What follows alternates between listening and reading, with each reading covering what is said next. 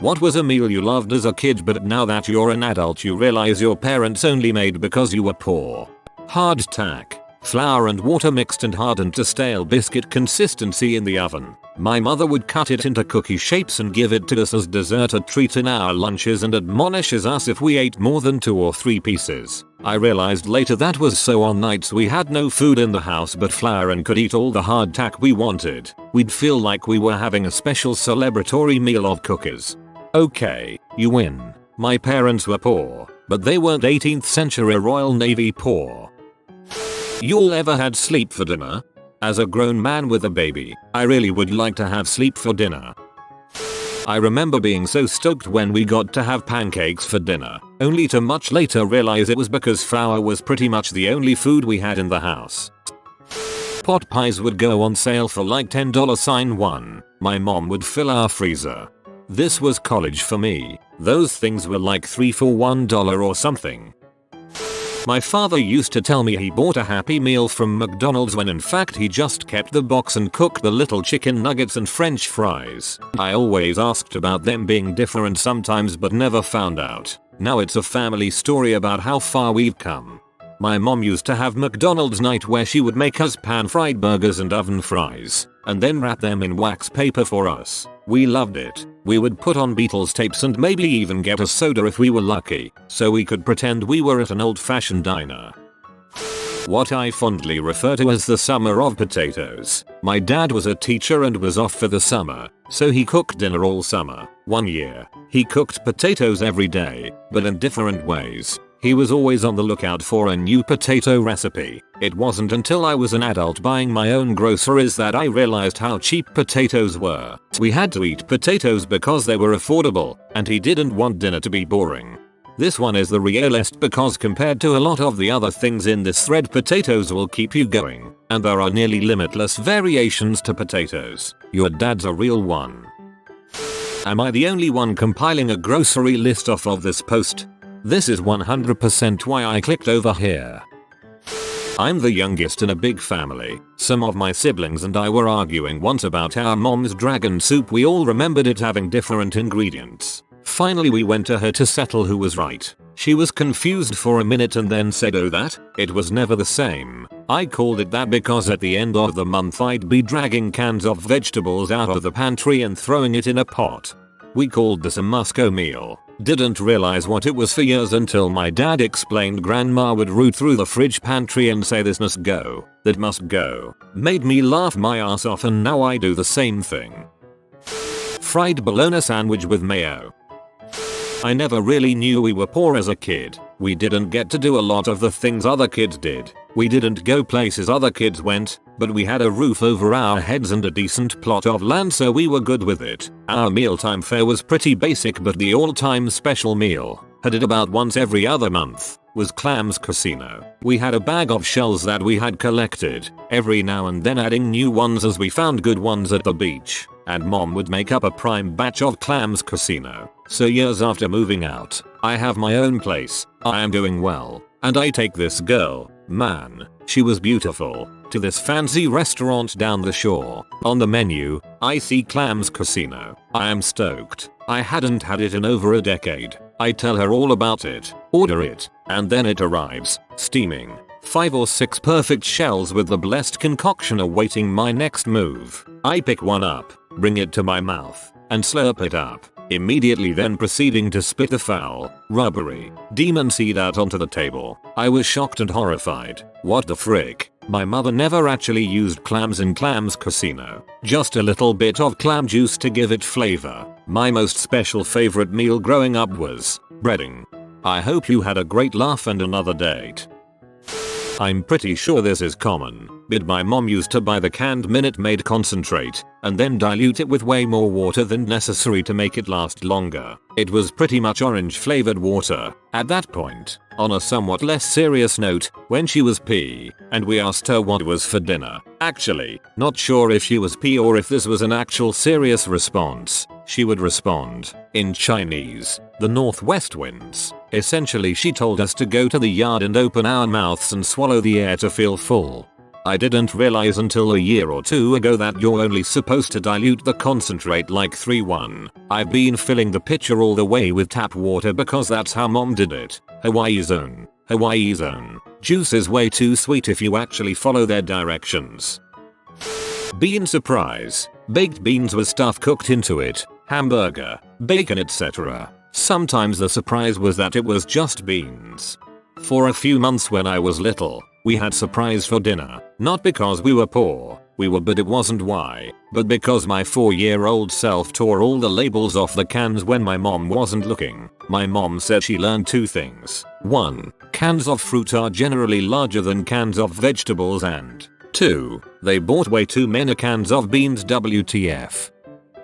On the flip side, a meal my roommates and I used to make. I was freshly divorced and was working in a restaurant that ground beef daily for burgers and discarded the waste each night. But the grill cook liked fruit juice, so a few juices throughout the night from the bar turned into fresh ground beef for me. One time I called my roommate and told him to go buy cheese. I got the ground beef and about 5 pounds of mashed potatoes. Also would have been thrown out. And we made 3 days worth of shepherd's pie for $3.50. That beef was a daily thing. Meatloaf, burritos, you name it. Crap got us through some hard times, yo.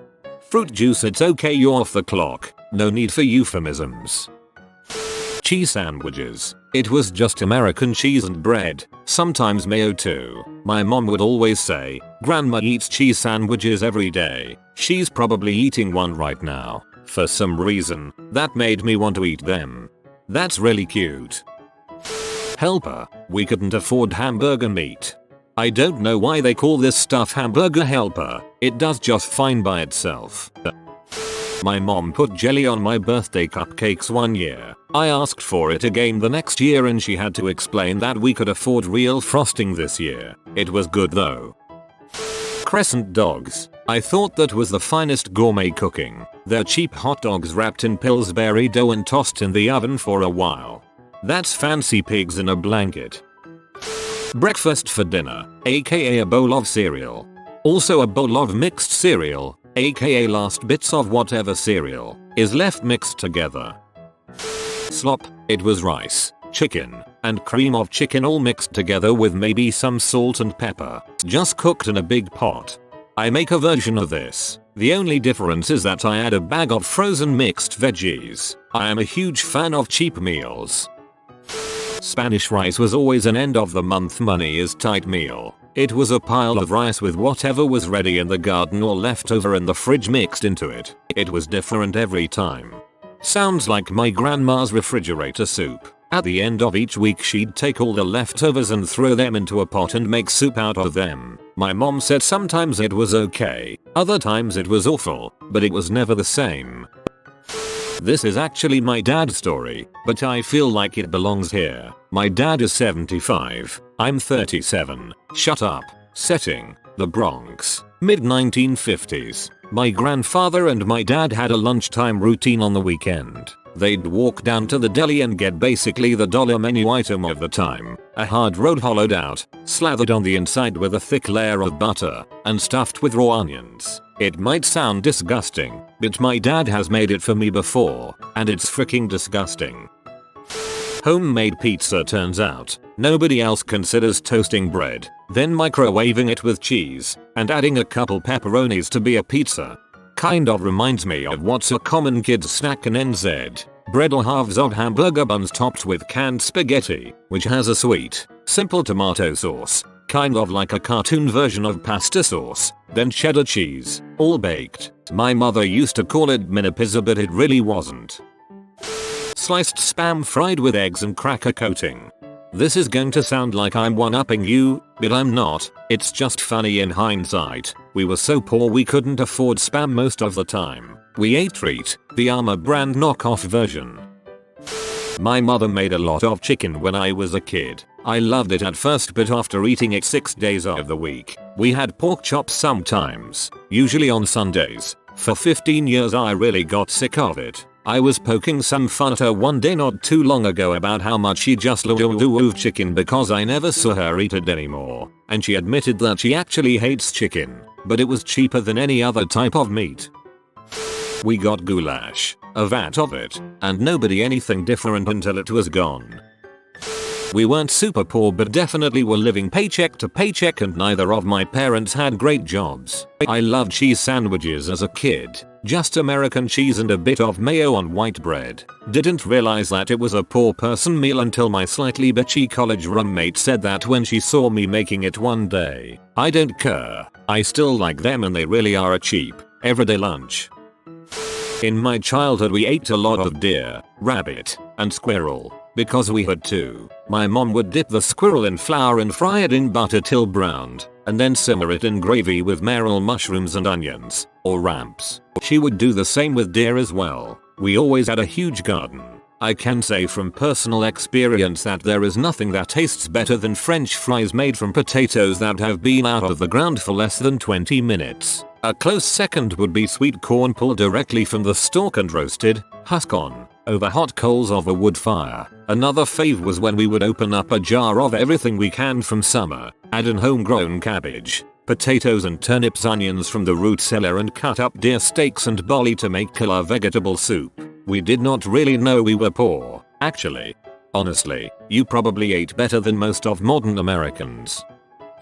Spaghetti noodles with butter and Parmesan cheese. I still crave it sometimes. My parents were not poor, but we ate this all the time. Now that I am poor, I'm really glad I developed a taste for it.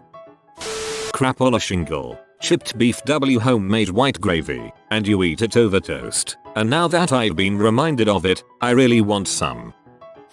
Ramen for sure, but now I enjoy it more knowing that my parents did what they could and had to feed us. Cut up hot dogs and off-brand mac and cheese. It was like the exciting "we're eating a hot dog not how it's meant to be, with a bun and all" meal. But in reality it was BC we didn't have enough to warrant buying hot dog buns for one meal. Wait, I ate all these meals as a child. Were we secretly poor? They are also easy to prepare for a busy parent. Tuna melts. Basically just tuna and cheap cheese on bread baked in the oven. For a while someone kept donating frozen airline food trays to our food pantry. The first class stuff was crazy. I loved the duck and kraut and fancy chicken Kievs. Those cheap $3 pizzas, I still enjoy them. My mom made this concoction of mac and cheese, canned tuna, and peas at least twice a week. Considering the total cost of that meal is less than $3 and it fed 3 of us for 2 meals, it made sense. I tried making it for my wife once after explaining it to her and it was met with a resounding no. OMG, we ate that too. Tuna noodle casserole, mom called it. Sloppy Joes. We made them high class by calling them disorderly Josephs. Zatarain's red beans and rice and black beans and rice box meals with a can or two of cubed spam that has been browned ahead of time. We had 8 mouths to feed, and for some reason Zatarain's was always on sale. My dad would just fill a huge stock pot with the stuff and it would feed us for 2 whole days. I miss it. Rice and beans was straight fine dining in our house. My little brother and I would request it multiple times a week. No salsa, no fancy extras. Rice, beans. I imagine my parents were pretty relieved we thought it was so fantastic. Zatarain's jambalaya was the delicious replacement when our palates became more refined, haha. My mom's whole cooking repertoire is food for a poor family. She was one of 7 kids of a grocery store manager and a school teacher in Omaha in the 50s. So once she had kids, most of her meals were pasta heavy and her nutritional knowledge was basically ground beef, starch, steamed vegetable. You're set. My favorite is her, or I guess my grandma's, shepherd's pie. All she did was brown ground beef with salt and pepper, add some flour and water, put a little mashed potatoes and paprika on top, and heat it in the oven. When I found out that most people put vegetables in it, I was shocked. As a student, this is basically gonna be my cookbook.